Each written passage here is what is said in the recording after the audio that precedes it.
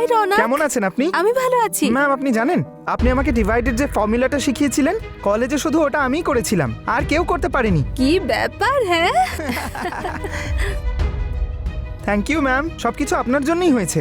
আচ্ছা ম্যাম ঠিক আছে, যদি আমার কোনো রকম ডাউট থাকে তবে বিকেলবেলা এসে আপনাকে একটা ফোন করব। নমস্কার, আমি রানী চ্যাটার্জি। আপনাদেরকে আরও একবার স্বাগত জানাচ্ছি ক্রাইম চক্রের একটা নতুন এপিসোডে, একটা নতুন ঘটনার সঙ্গে। মানুষের মনে বাড়তে থাকা হিংসা অনেকবার তাকে দিয়ে এমন কাজকর্ম করাতে বাধ্য করে যার ফলে মনুষ্যত্ব শেষ হয়ে যায়।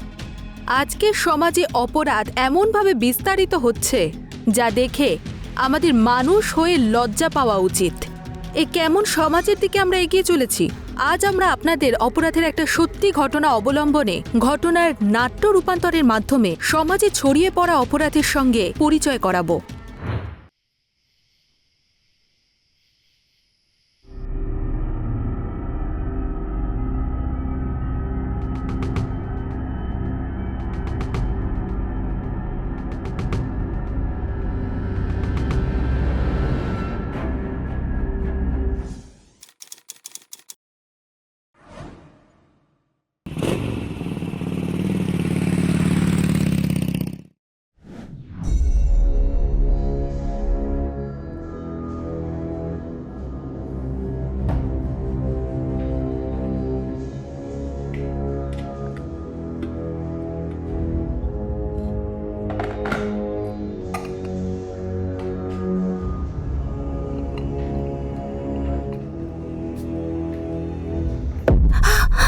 আরে তুমি, ভয় পেয়ে গিয়েছিলাম তো। আরে কি করছো, ছাড়ো। আরে এর জন্য তোমার পারমিশনের কোনো প্রয়োজন নেই।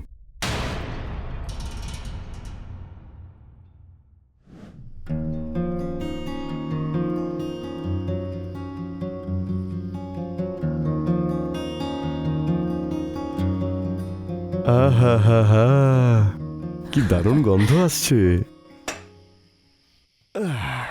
পিঙ্কুকে দিয়ে এলে দিদার বাড়িতে? হ্যাঁ, ওকে দিয়ে এসেছি। তুমি তো জানোই যখনই স্কুলে ৩-৪ দিন ছুটি থাকে ও জেদ করে দিদার বাড়িতে যাব, দিদার বাড়িতে আমাকে দিয়ে এসো। আর ওখানে গেলেই ও খুব ভালো থাকে। এটা তো একদম ঠিক বলেছো তুমি। রনক, রনক, আরে তাড়াতাড়ি খেতে আয়। আরে ও তো বাড়িতে নেই, আর ওকে ফোনেও পাচ্ছি না। কোথায় গেছে? বললো যে কিছুক্ষণের মধ্যে চলে আসবে। এখন তো অনেক দেরি হয়ে গেছে, 9:30 বেজে গেল। এবার আমার খুব টেনশন হচ্ছে। টেনশন করো না, হয়তো কোনো বন্ধুর বাড়িতে গেছে। আমি এখনই ফোন করে দেখছি।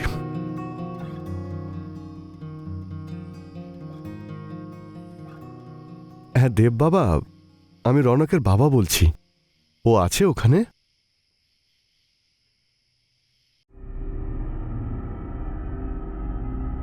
কিছু জানতে পারলে? এরকম তো ও কখনোই করে না। না, ওর কোনো বন্ধুর বাড়িতেই যায়নি। তুমি চিন্তা করো না, ও চলে আসবে। আমার খুব টেনশন হচ্ছে, ও আবার কোনো বিপদে যেন না পড়ে। প্লিজ প্লিজ তুমি কিছু করো, প্লিজ কিছু করো, প্লিজ প্লিজ প্লিজ কিছু করো।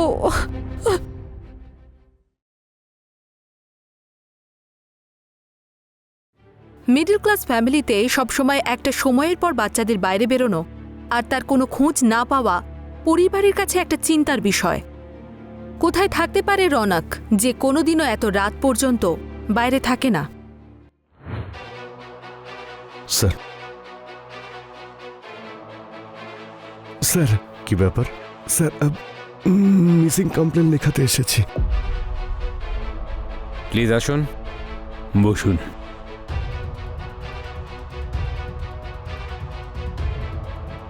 আচ্ছা বলুন, কে নিখোঁজ? আমার ছেলে রনক আজ সন্ধ্যাবেলা বাড়ি থেকে বেরিয়েছে, এখনো বাড়ি ফেরেনি। কত বছর বয়স আপনার ছেলের? মাত্র 17 বছর বয়স। চলে আসবে, হয়তো কোনো বন্ধুর বাড়িতে গেছে। আসলে আমরা 48 ঘন্টা না কাটলে কারো মিসিং কমপ্লেন তো নিতে পারি না। কিন্তু স্যার আজ পর্যন্ত তো এরকম হয়নি। ও যখনই লেট করতো আমাদের ফোন করে আগেই জানিয়ে দিত। আর আজকে তো আমার ছেলেকে ফোনেও পাচ্ছি না। স্যার প্লিজ কিছু করুন স্যার। ঠিক আছে ঠিক আছে, আপনাদের কাছে রৌনকের কোনো ছবি আছে? হ্যাঁ হ্যাঁ আছে স্যার।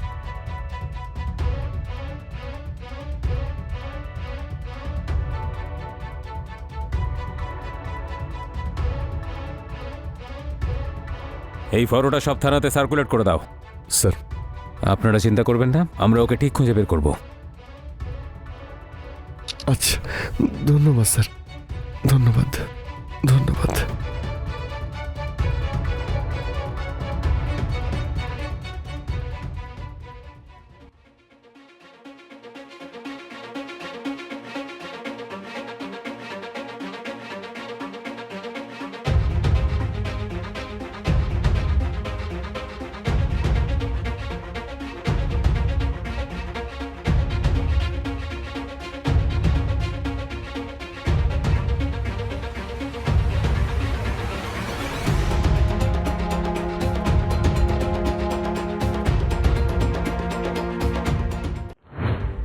রৌনকে তল্লাশির জন্য পুলিশ আশপাশের থানা আর চেকপোস্টে অ্যালার্ট জারি করেছিল, কিন্তু রৌনক আসলে কোথায় ছিল?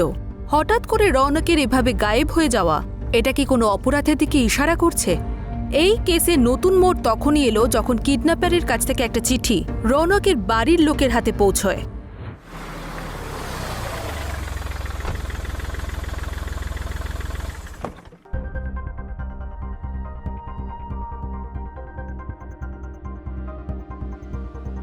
রমেশবাবু, কি হয়েছে? আপনি ফোন করেছিলেন?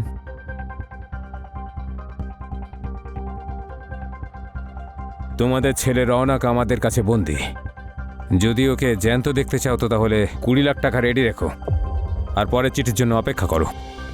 আর যদি পুলিশকে খবর দেওয়ার চেষ্টা করো তাহলে আল্লাহ কসম তোমার ছেলের লাশ পাবে তুমি। আল্লাহ হাফিজ। ইন্সপেক্টর স্যার, আমার খুব ভয় করছে। আমার ছেলে কি অবস্থায় আছে, কোথায় আছে? দেখুন ম্যাডাম, আপনি ভয় পাবেন না, আমরা একটু জিজ্ঞাসাবাদ করতে চাই আপনাকে, প্লিজ একটু কোঅপারেট করবেন। আপনাদের সঙ্গে কারোর কোনো শত্রুতা বা ঝামেলা আছে? স্যার আমরা তো সরল সোজা মানুষ, ছোট্ট একটা পরিবার। আমার স্ত্রী রশনি আর আমার 2 ছেলে, বড়টা রনক আর ছোটটা পিঙ্কু। এই হলো আমাদের ছোট্ট একটা পরিবার। আমাদের সঙ্গে কারোর কোনো ঝামেলা কেন থাকবে, আর কি শত্রুতা থাকবে? কাউকে সন্দেহ হয় আপনাদের?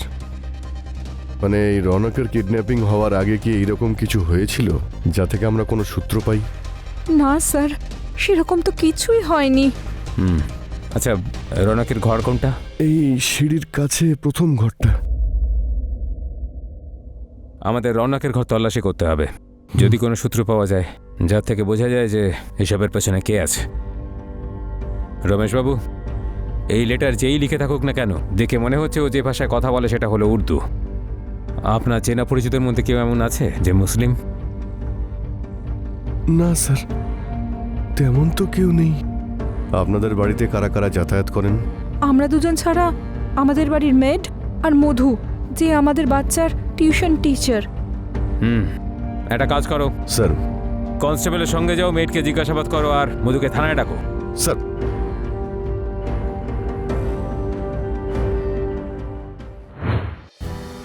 আসুন স্যার, ইনি হলেন মধু দেবী, রনকের টিউশন টিচার।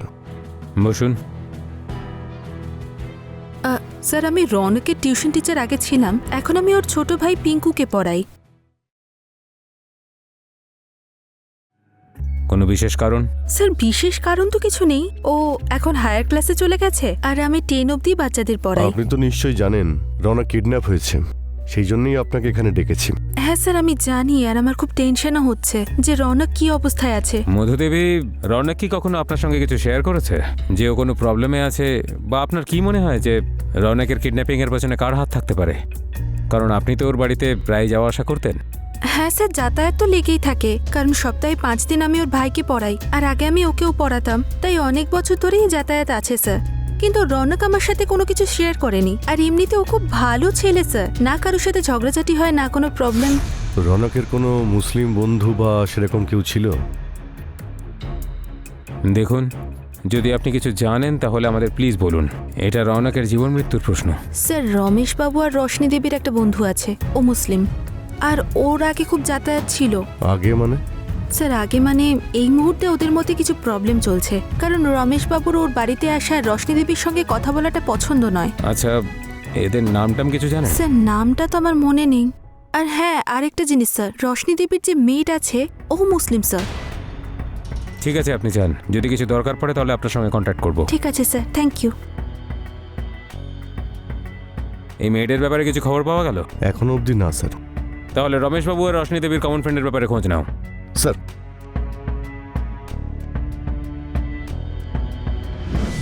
রৌনকের কিডন্যাপিং কেস নতুন নতুন চমক নিয়ে আসছিল, আর পুলিশের কাছে কোনো উপযুক্ত প্রমাণ আসছিল না। প্রত্যেক দিক থেকে আসা বিভিন্ন তথ্য আলাদা আলাদা মানুষের দিকে ইশারা করছিল, কিন্তু কোনো অ্যাঙ্গেল থেকেই রৌনককে সুস্থভাবে বাড়ি ফিরিয়ে নেওয়ার রাস্তা পাওয়া যাচ্ছিল না। স্যার, স্যার এই সিসিটিভি ফুটেজ দেখুন। রৌনক আনন্দনগরের পার্কের সামনে দিয়ে যাচ্ছে।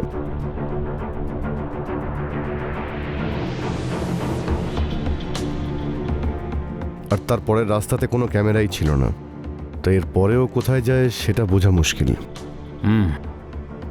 আর রশনি দেবীর মেয়েদের ব্যাপারে কিছু খবর পেয়েছো? ওর বাড়িতে তালা দেওয়া স্যার, ও পালিয়েছে। আরও একটা কথা স্যার, রৌনকের কিডন্যাপিংয়ের আগেই মেয়েড ওদের বাড়ি থেকে ছুটি নিয়েছিল। হতে পারে যে কিডন্যাপিং এর প্ল্যানিং এর জন্যই ও ছুটি নিয়েছে। হতে পারে স্যার। এই রৌনকের ফোন লোকেশন ট্রেস হয়েছে? হ্যাঁ স্যার, ওই আনন্দনগরের পরে গিয়ে রৌনকের ফোনটা অফ হয়ে যায়। একটা কাজ করো, আনন্দনগরে যাওয়ার যতগুলো রাস্তা আছে সবগুলোর সিসিটিভি ফুটেজ বের করো।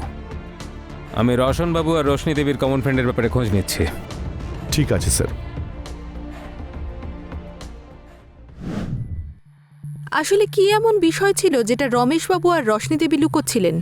নিজের ছেলের জীবন সংশয়ে থাকা সত্ত্বেও ওরা নিজের কমন ফ্রেন্ডের ব্যাপারে পুলিশকে কোনো তথ্যই দেয়নি। আর রশনি দেবীর মেয়েটি বা কোথায় ছিল? এই সব বিষয় কি একসঙ্গে সম্পর্কিত ছিল? জানি না আমার ছেলের অনেক কি অবস্থায় আছে। টাকা দিয়ে তুমি ওকে কেন ফিরিয়ে আনছো না? আরে কিন্তু আমি রৌনককে ফিরিয়ে আনবোটা কি করে? ওই চিঠির পরে কিডন্যাপার না ফোন করেছে আর না অন্য কোনো চিঠি পাঠিয়েছে। যা ইচ্ছে করো, তুমি রৌনককে নিয়ে এসো। ওকে ছাড়া আমি বাঁচতে পারবো না। কিছু একটা করো।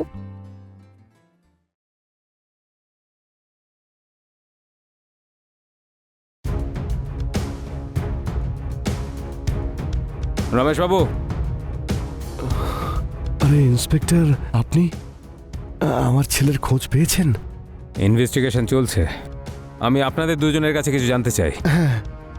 আমি খবর পেয়েছি যে আপনাদের দুজনের কিছু কমন ফ্রেন্ডও ছিল, যারা খুব আসা যাওয়াও করতো আপনার বাড়িতে। কে স্যার?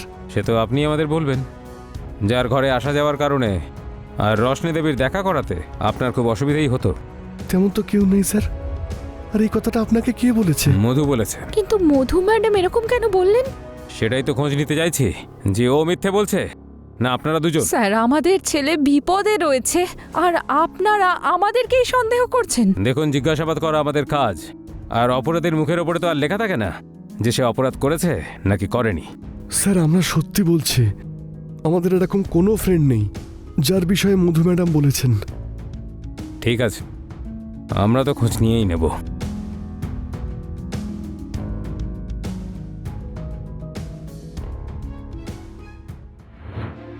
স্যার, এই দেখুন স্যার, আনন্দনগরের পরের ফুটেজ।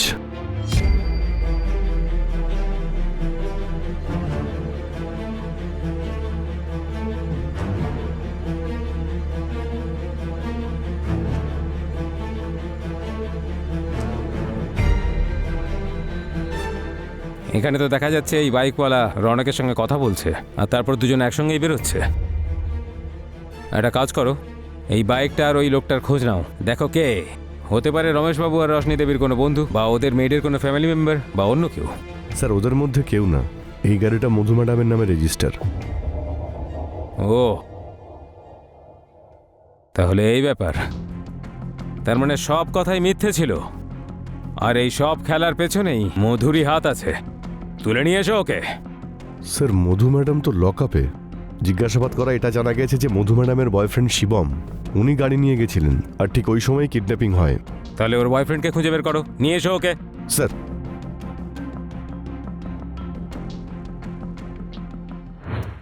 রনক কিডন্যাপিং কেসে হঠাৎ করে একটা নতুন মোড় এলো। আসলে মধু, যে একজন টিচার, সে পুলিশের কাছে গিয়ে কেন মিথ্যে কথা বলেছিল? আর রনক কোথায়? এই কিডন্যাপিং এর পিছনে আসল কারণটা কি? পুলিশ এই সব প্রশ্নের উত্তর খুঁজতে গিয়ে মধুর বয়ফ্রেন্ড শিবমকে খুঁজতে লাগলো, আর খুব তাড়াতাড়ি ও পুলিশের হাতে ধরা পড়ল। কোথায় রৌনক? বল। মেরে ফেলেছি আমি ওকে। কি মেরে ফেলেছিস? হ্যাঁ, যেদিন আমি ওকে কিডন্যাপ করে এনেছিলাম সেই রাতেই আমি ওকে মেরে ফেলেছিলাম। যদি তুই ওকে কিডন্যাপ টাকার জন্যই করে থাকিস তাহলে মারলি কেন? কে বলেছে যে আমি ওকে টাকার জন্য কিডন্যাপ করেছিলাম? আমি ওকে ঘৃণা করতাম। আমার মধুর পিছন পেছন ঘুরে বেড়াতো, ওর সঙ্গে ঘনিষ্ঠ হওয়ার চেষ্টা করতো।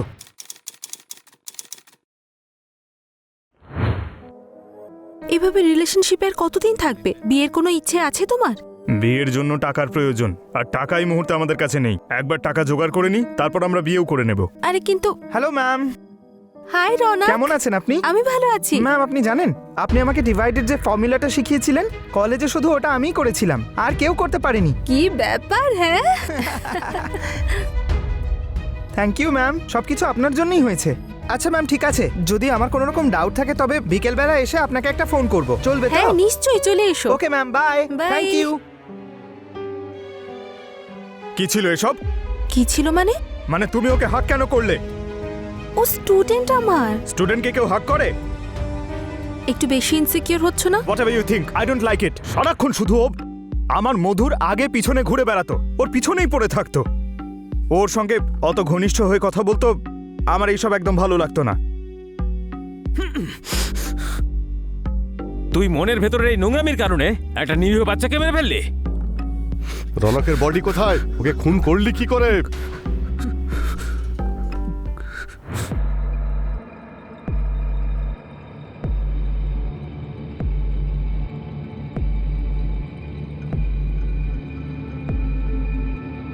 মধু, হুম, স্কুটারের চাবিটা দাও না।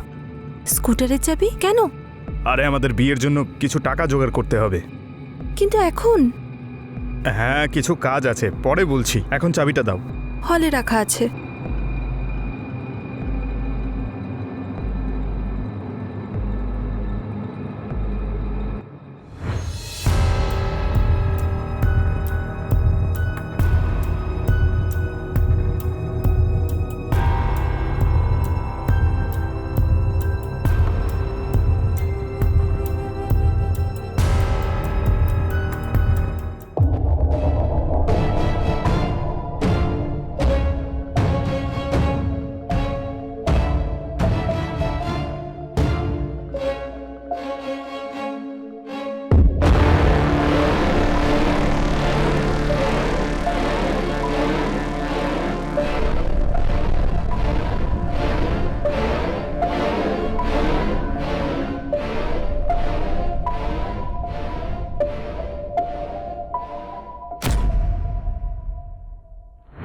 শিবম জিজ্ঞাসাবাদে বলেছিল যে কিভাবে কতদিন ধরে ও রৌনকের আসা যাওয়া এবং তার টাইম নোটিস করে রাখছিল, আর সুযোগ পেতেই রৌনকের সঙ্গে দেখা করলো, আর ওকে কোনো কাজের অজুহাত দিয়ে রৌনককে একটা খালি ঘরের মধ্যে নিয়ে গেল, আর ওখানে ওকে নির্মমভাবে হত্যা করে দেওয়া হলো। পুলিশের জিজ্ঞাসাবাদের পর এই কথাটাও সামনে এলো যে রৌনককে কিডন্যাপ করার পর প্রথমে মধুকে জানানো হয়নি, কিন্তু পরে জানানো হয়েছিল। ততক্ষণে রৌনককে হত্যা করা হয়েছিল। আর পুলিশকে বোকা বানানোর জন্য শিবম চিঠিটা একটু উর্দু প্যাটার্নে লিখে আর মধুর সাহায্য নিয়ে কেসটাকে জটিল করার চেষ্টা করেছিল।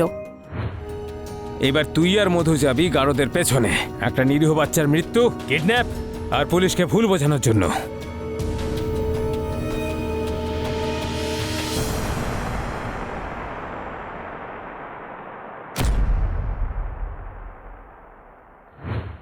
তো এই ঘটনায় আপনারা দেখতে পেলেন কিভাবে একটা হিংসাত্মক মনোভাব এত বড় অপরাধের রূপ নিল।